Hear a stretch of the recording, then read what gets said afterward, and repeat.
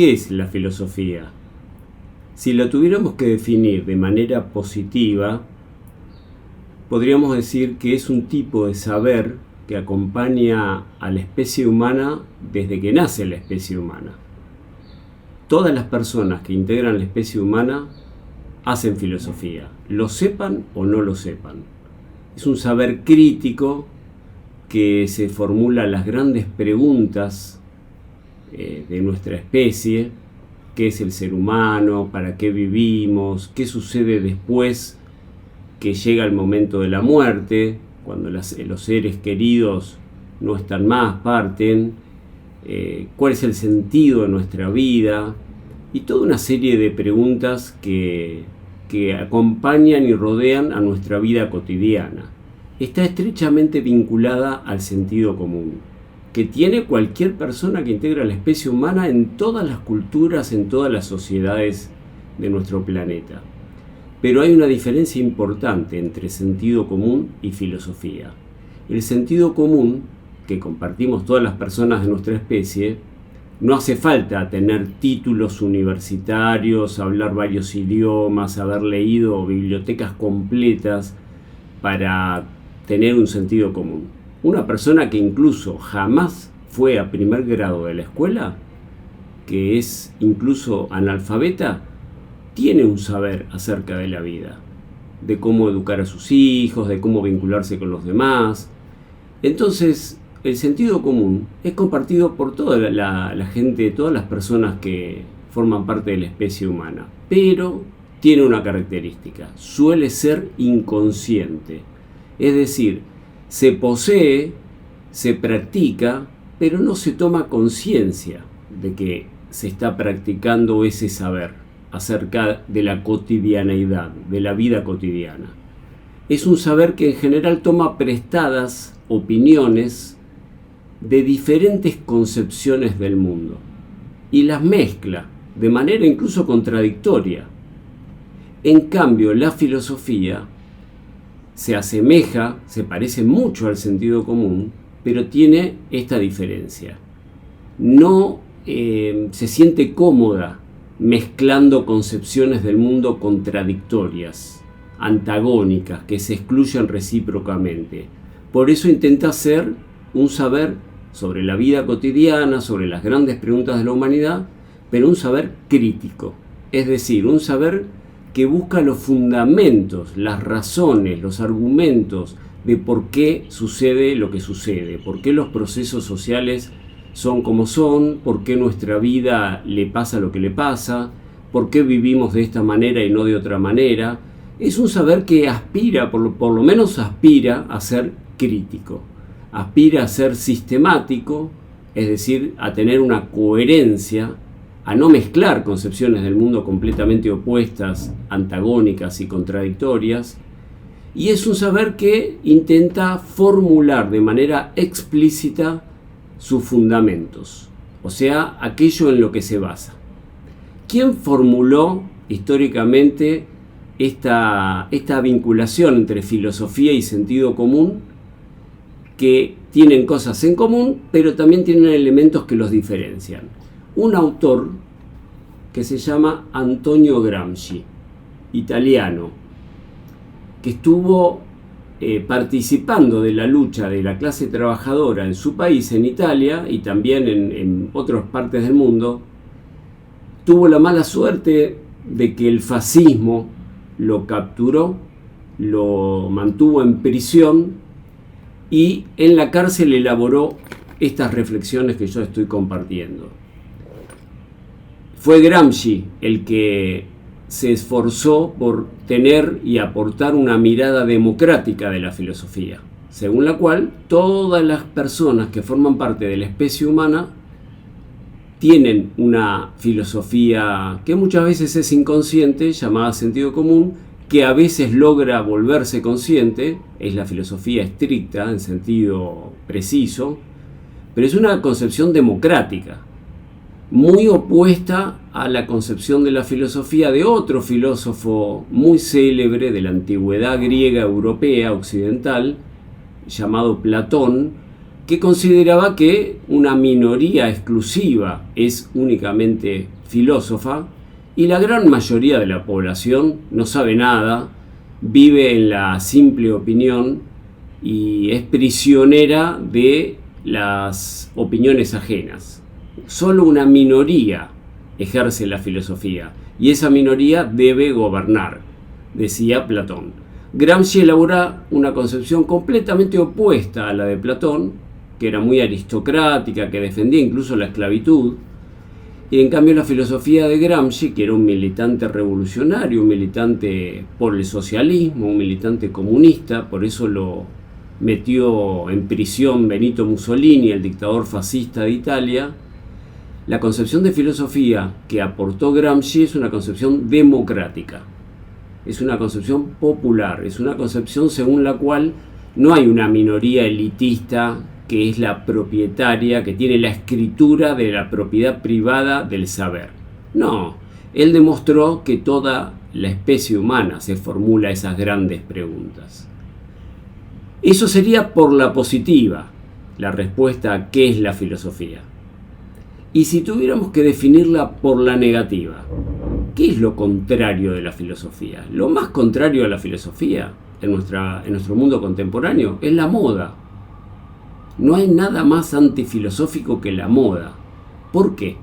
Porque la moda implica seguir costumbres que siempre están marcadas por otras personas, no están elegidas por uno, siempre están elegidas por otras personas.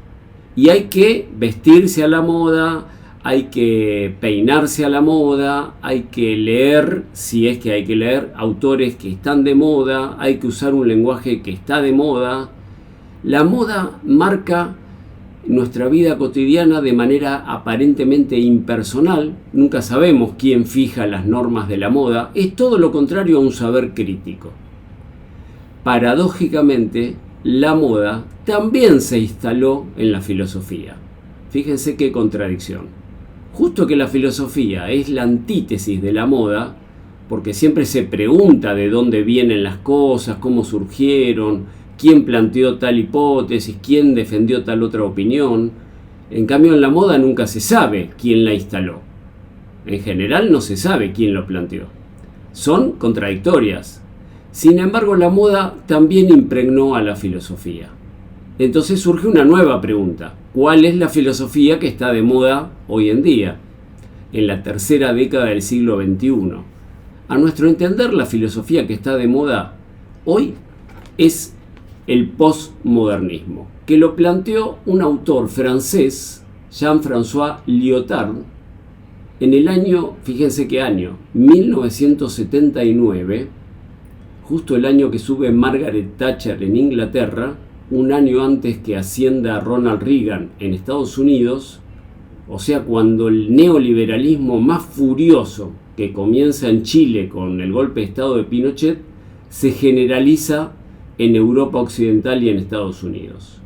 Y él lo sistematiza y lo formula en este librito, triste libro mediocre, que no le llega ni a los talones al pensamiento de Gramsci, pero esta filosofía sigue de moda medio siglo después. Se fue reciclando con distintas denominaciones, pero ¿qué caracterizó al postmodernismo? ¿Qué caracteriza?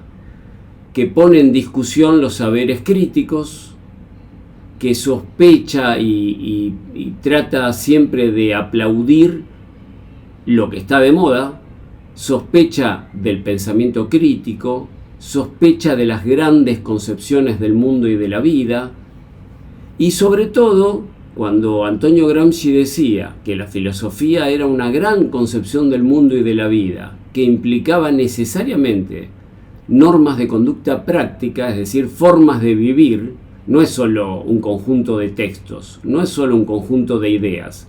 La filosofía implica una manera de vida. Es teoría, pero es práctica también. Es reflexión, pero es también conducta cotidiana, normas de vida. Bueno, el posmodernismo, enojadísimo, adversario de todo esto, enemigo de todo esto, trata de poner en discusión esa vinculación entre concepciones del mundo y vida cotidiana. Por eso sospecha de los saberes críticos y aplaude las modas de la vida cotidiana. Aplaude al mercado, básicamente aplaude al mercado. Esa es la filosofía que se puso de moda desde hace medio siglo, que se recicló con muchos nombres: posmodernismo, postestructuralismo, estudios postcoloniales, posmarxismo, una cantidad de nombres diferentes. Pero en general que aplauden el mercado, que celebran el capitalismo, que sospechan y discuten y cuestionan todo proyecto de cambios radicales. Eso es lo que está de moda. Y eso es lo que tienen por detrás ciertas figuras mediáticas que salen en la tele, que aparecen en los programas de radio, que circulan por las redes, que aparentemente democratizan la filosofía porque se la explican a todo el mundo con un lenguaje sencillo, pero por detrás tienen una concepción posmoderna. Por eso rechazan las opciones revolucionarias y aplauden lo que existe. Y van siguiendo la moda del momento, se van poniendo la camiseta que está de moda, nadan con la onda del momento. Por lo tanto, primera conclusión: no hay nada más antitético, contradictorio y antagónico que la filosofía y la moda. Entonces, ser posmoderno, en el fondo, es carecer de una filosofía propia. Es someterse a pensamientos que no se deciden en el campo propio, que los decide tu enemigo. El aplauso al mercado, el aplauso al imperio de las grandes corporaciones, el aplauso a la globalización capitalista, el aplauso al American Way of Life, al modo de vida norteamericano. Todos esos aplausos muy obsecuentes, muy chupamedias, son característicos del posmodernismo y para mí son la antítesis de la filosofía. Otra pregunta que nos podemos hacer: ¿la filosofía tiene que defender el poder existente o tiene que cuestionarlo? Bueno, desde sus inicios en las diversas culturas, hubo de todo. Hubo filosofías críticas y hubo filosofías obsecuentes, aplaudidoras. En un lenguaje popular de Argentina se podría decir chupamedias. Ejemplo: Adolfo Hitler tuvo sus filósofos aplaudidores.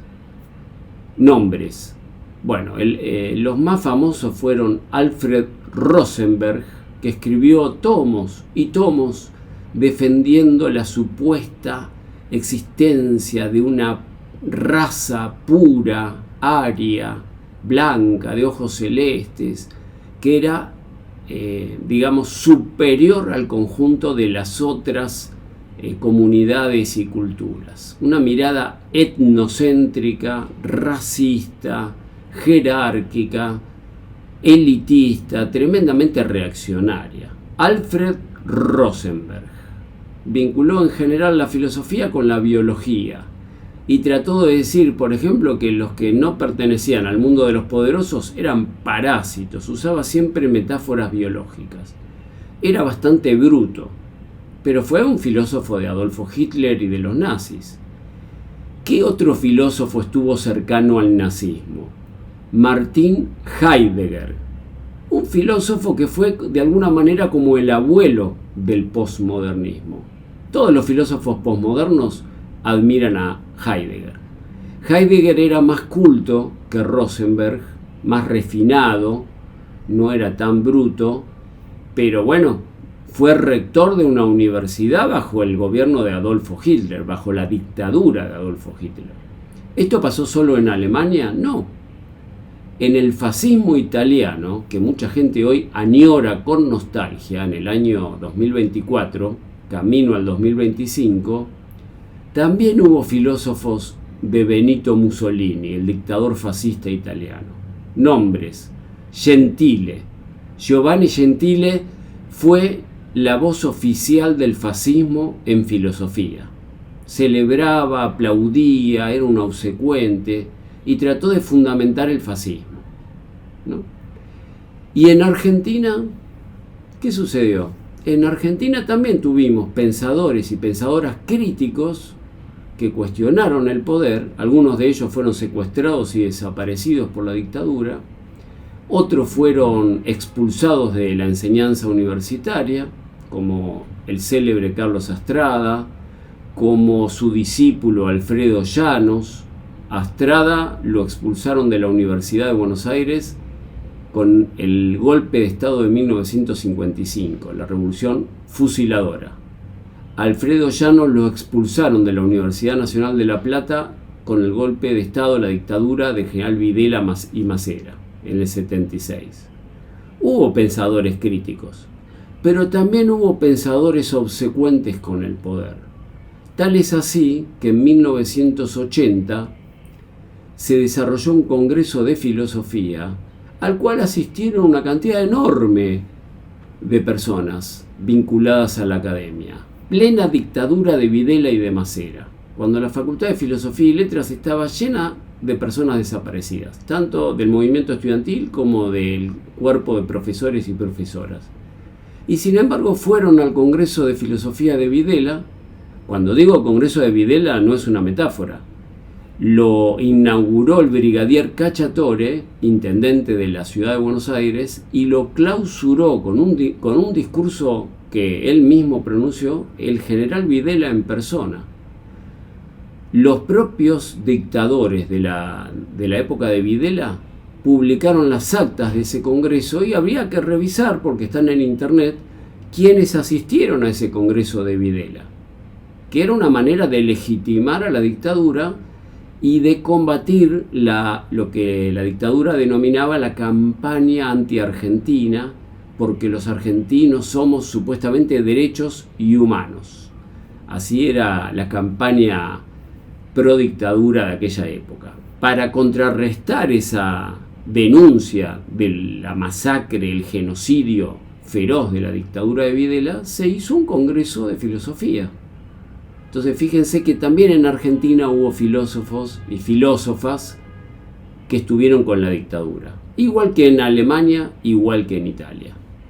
Si nos preguntaran cuál es la filosofía que nosotros preferimos, bueno, hay muchas corrientes filosóficas, pero a mí personalmente me parece que la más útil, la más pertinente, la más atractiva, la que tiene mayor profundidad, la que tiene más potencia crítica y cuestionadora del orden social injusto, la que defiende la legitimidad de las rebeliones populares en sus diferentes formas y maneras de expresarse, es la filosofía del marxismo, ¿no? Es la filosofía del marxismo. Carlos Marx es un pensador que tiene una obra descomunal, gigantesca. Todavía hoy, en el 2024, una parte de su obra no está publicada. Todavía hoy, en el 2024, una parte de su obra no está traducida a nuestro idioma. Pero él aportó, fue como uno de los fundadores de una concepción integral de la vida, de la sociedad, de la historia y de las subjetividades populares y de sus relaciones sociales. Él adoptó una filosofía que hay mucha discusión por el nombre que tiene, porque marxismo remite al apellido de su fundador. Pero ¿cómo denominar a su filosofía?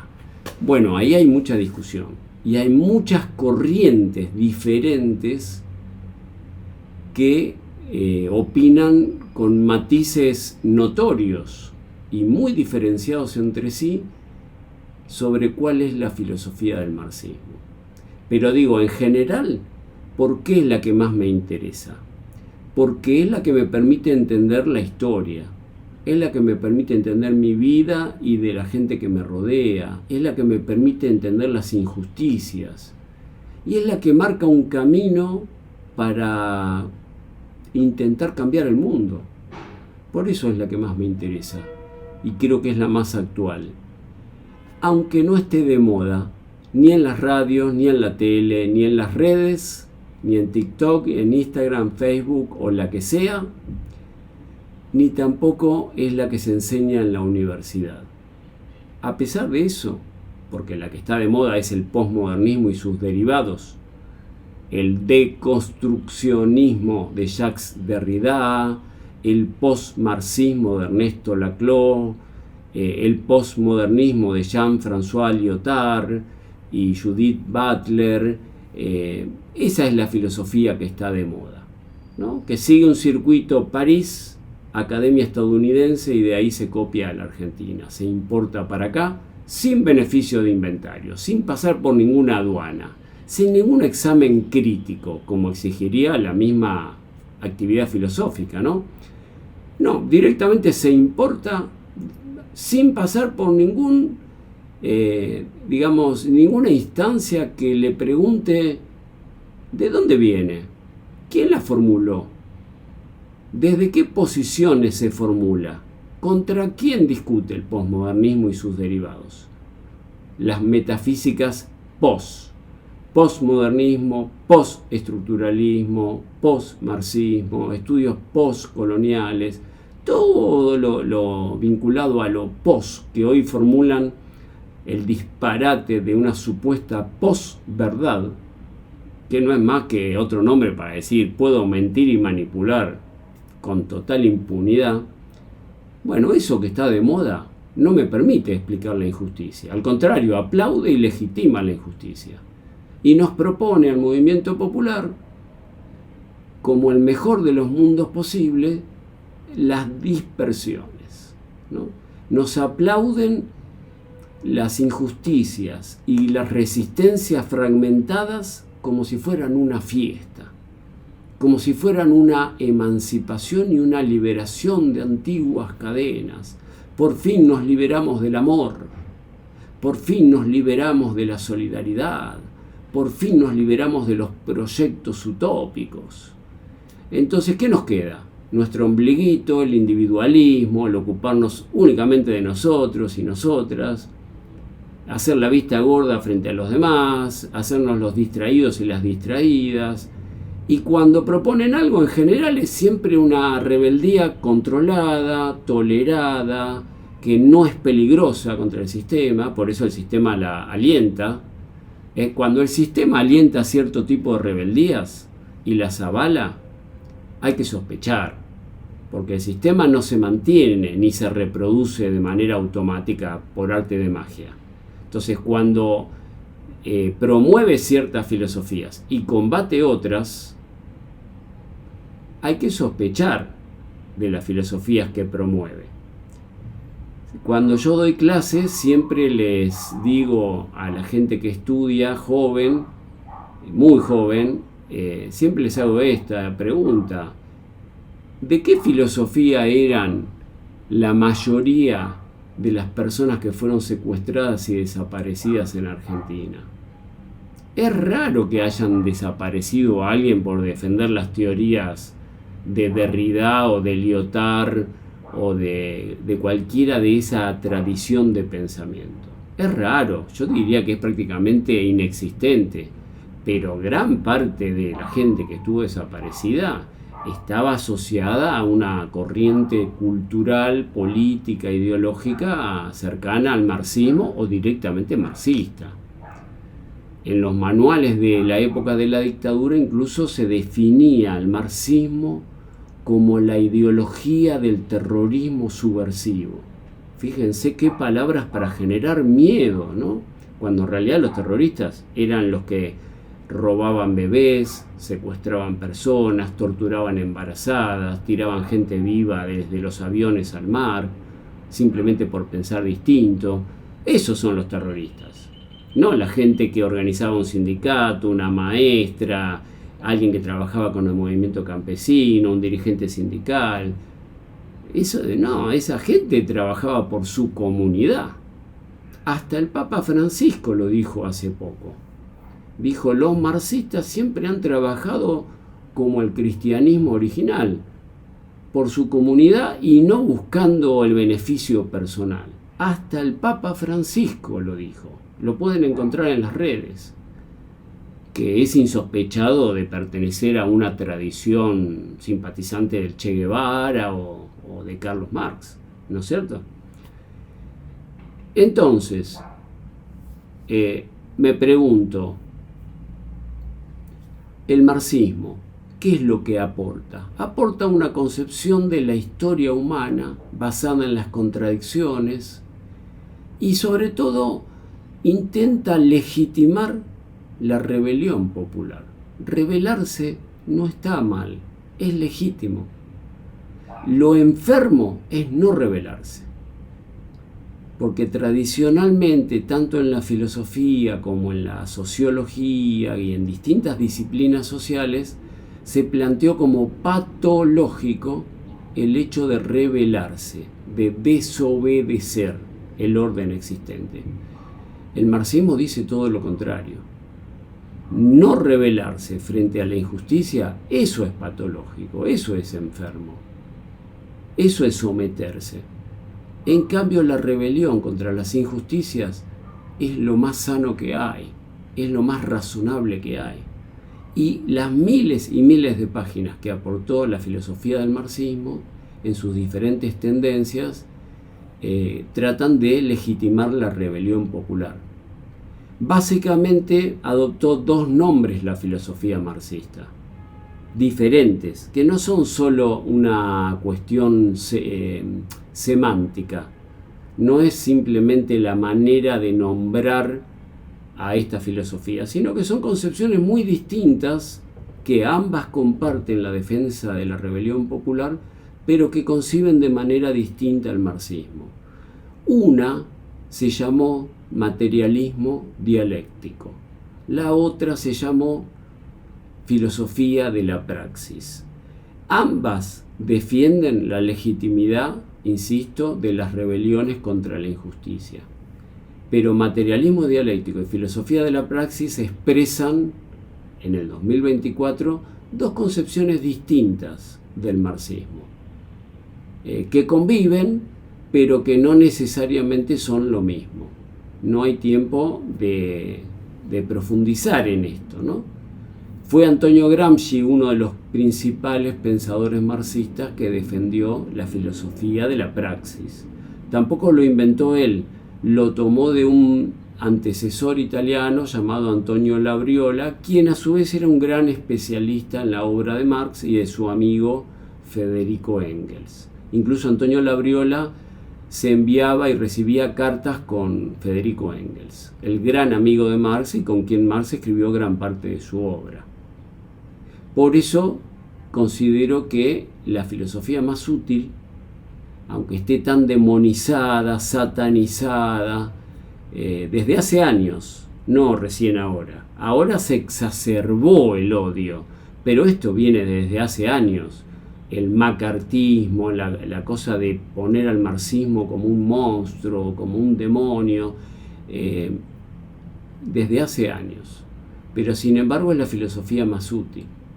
E insisto, hasta el Papa Francisco, y antes que él, muchos pensadores religiosos que no pertenecen a la tradición marxista le han reconocido las virtudes, los aportes enormes, sobre todo el humanismo, que tampoco está de moda, porque todas las tradiciones posmodernas y sus derivados atacan el humanismo en general y el marxista en particular, pero el marxismo aportó una mirada según la cual lo principal en la vida no es el dinero, no es el mercado, no son las corporaciones capitalistas, lo principal son los seres humanos, son las personas. Es mucho más importante una persona que todo el dinero del mundo, ¿no? Es mucho más importante la infancia o la gente adulta mayor que hoy en día los capitalistas desprecian porque no producen ganancia. Es mucho más importante que todos los mercados de la humanidad, que todos los capitales juntos, que todo el oro de los bancos centrales. El marxismo es una filosofía humanista, pero también es una filosofía dialéctica que quiere decir que las contradicciones sociales no son un pecado, sino que forman parte de la sociedad. Cuando hay clases sociales y una pequeña minoría vive a costilla de la gran mayoría, se generan contradicciones sociales y el marxismo permite comprender eso. El posmodernismo no. El posmodernismo no permite comprender eso. Por eso nos propone un ramillete disperso, deshilachado y fragmentado de protestas que en el fondo no atacan al sistema capitalista. Por eso el marxismo es mucho más radicalizado que el posmodernismo. Y no es casual que los poderosos ataquen al marxismo, pero no atacan al posmodernismo.